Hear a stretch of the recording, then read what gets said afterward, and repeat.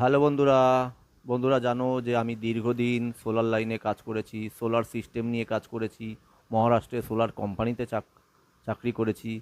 তো আমি এখন ট্রেনিং সেন্টার চালাচ্ছি, যেখানে আমি AC, fridge, washing machine, micro oven ও কিচেন চিমনির কাজ শেখাই, তার সাথে ওয়াটার পিউরিফাইটাও শেখাই এবং তার সাথে সোলারটাও শেখাবো।